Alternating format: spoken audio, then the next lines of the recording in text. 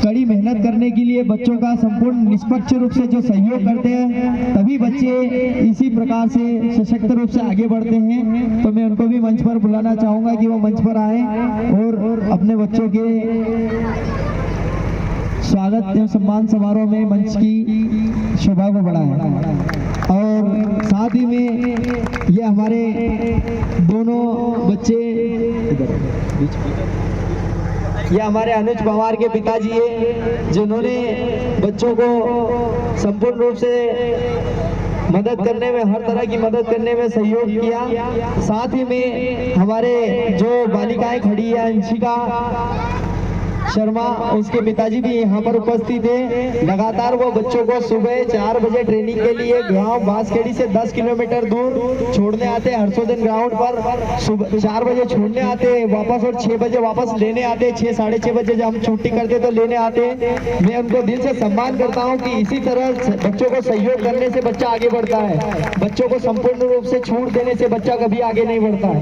बच्चों का हमको कंधे से कंधा मिलाकर खड़े रहना पड़ता है, बच्चों का साथ देना पड़ता है, जब जाके कोई बच्चा आगे बढ़ता है। और उसी प्रकार का कार्य करते हैं। दिल से धन्यवाद उनका। और साथ ही में अब मैं हमारे आशीर्वाद उनके वचनों के लिए हमारे जो फौजी भाई खड़े हैं, अनुज पवार, उनके पिताजी से मैं निवेदन करता हूं कि बच्चों को 2 शब्द बोलकर सम्मान, उनको हौसला अफजाई करें। मेरी तरफ से सर ही बोलेंगे।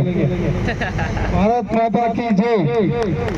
और अब मैं साथ ही में अब आपको मार्गदर्शन के लिए हमारे जो फौजी भाई हैं अनुज पवार, उनको मैं बच्चों को मार्गदर्शन के लिए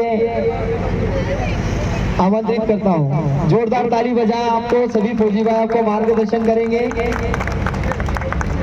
जैन सभी को मैं एक ही बात बोलूंगा कि सामने मेरे को शुरू से एक ही बात सिखाई है, सफलता एक दिन में नहीं मिलती, पर एक दिन जरूर मिलती है।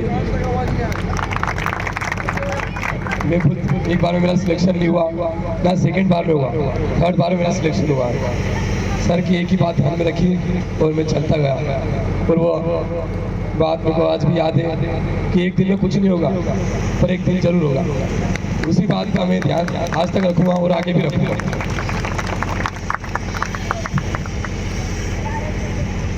मैं आप सभी का तहे दिल से आभार व्यक्त करता हूँ।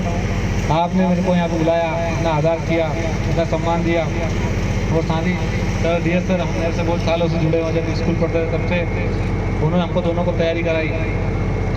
और दर्पण फाउंडेशन आप ऐसे ही जुड़े रहे, आप आगे बढ़ेंगे, उनका भी नाम होगा, अपने माता पिता का नाम होगा। ऐसे ही दर्पण फाउंडेशन हम भी जुड़े हुए थे बहुत सालों से। जैसे अनुज ने बोला कि एक दिन में नहीं मिलती, लेकिन लगातार परिश्रम, मेहनत को आप DS सर के साथ रहे, चलते रहे, वो आपको जरूर एक दिन सफलता दिलाएंगे। धन्यवाद। बहुत बहुत धन्यवाद दोनों हमारे फौजी भाइयों को, जिन्होंने मंच पर आकर अपने जो छोटे छोटे साथीगण हैं उनको मार्गदर्शन दिया और इस वर्दी में पहनकर उनके बीच में खड़े हुए तो उनको एक प्रेरणा दी कि किस तरह से मेहनत करनी पड़ती है, किस तरह से आगे बढ़ने के लिए कैसा जुनून चाहिए। हमको रात को सुबह 5 बजे उठकर दौड़ने जाना पड़ता है, दिन में पढ़ाई करनी पड़ती है। उसी तरह मेहनत करके हमको लगातार हमारे जीवन को सफल बनाने के लिए लगातार मेहनत करनी पड़ती है। आप सभी को बता दूं मैं आपको थोड़ा सा कि अभी हम सब का एक विद्यार्थी जीवन है, एक सीखने का, और एक जो हमारा अभी बॉडी स्ट्रक्चर है, जो हमारा मेंटली स्ट्रक्चर है, वो होता है मॉडिफाइड है। तो हम सभी जिस तरफ हम मुड़ेंगे, जिस तरफ हमको ढालेंगे, हम उधर ढल जाएंगे। तो आप सभी बच्चों से मैं निवेदन करता हूं कि हमारा विद्यार्थी जीवन है, इसको हमारे जीवन में एक ही उद्देश्य होना चाहिए, केवल मेहनत और पढ़ाई।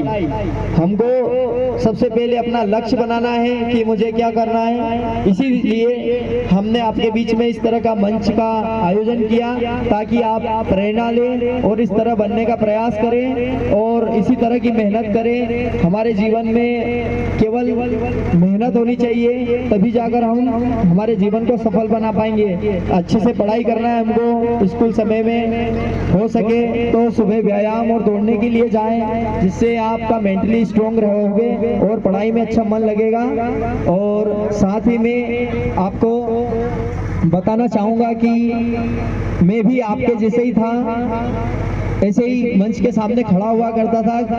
फिर हमारे जो गुरुजी खड़े हैं अब्दुल वहाब सर, इनसे मेरी मुलाकात हुई। मैं एक दिन ग्राउंड पे गया था, उन्होंने मुझे समझाया कि आप बहुत कुछ कर सकते हैं। फिर मैंने लगातार मेहनत करना चालू रखा और मैं स्पोर्ट्स में खेला, जिले में खेला, जिले से जीतकर मैं संभाग पे गया, राज्य स्तर पे गया, राज्य स्तर पे मैं मेडल जीत कर आया, साथ ही नेशनल खेल कर आया। तो लगातार हम कहीं न कहीं अच्छी मेहनत करने के बाद भी ज़्यादा सफल नहीं हो चुके।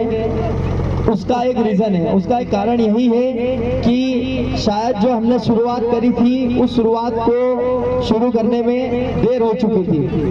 क्योंकि जब भी मैं बड़े मंच पर खेलने गया तो मेरे साथ वही जो मेरे कॉम्पिटिटर थे, जो मेरे साथ जो खड़े थे, वो वही लोग थे जो बचपन से आपके जैसे थे, जब से ही वो तैयारी कर रहे थे। तो आप सभी को भी ध्यान रखना है कि यदि आपको बड़े मंच पर जाना है तो आपको इस तरह का इंतजार नहीं करना है कि अभी मैं छोटा हूँ, अभी मैं बाद में तैयारी करूँगा, पहले 10वीं पढ़ लूँ, 12वीं पढ़ लूँ, फिर उसके बाद कुछ जाकर करूँ। आपको यदि बड़े मंच पर खड़ा होना है तो आज से ही शुरुआत करनी होगी। और ज़्यादा समय लेना चाहूँगा नहीं मैं, और इसी के साथ मैं सभी को शुभकामनाएं देता हूँ। सभी हमारे अतिथिगण का, हमारे फौजी भाइयों का मैं दिल से धन्यवाद करता हूँ कि आप यहाँ पर पधारे और बच्चों को अपना मार्गदर्शन दिया। इसी के लिए पूरा दर्पण फाउंडेशन आपका आभारी है। और इसी के साथ मैं अपनी वाणी को विराम देता हूँ।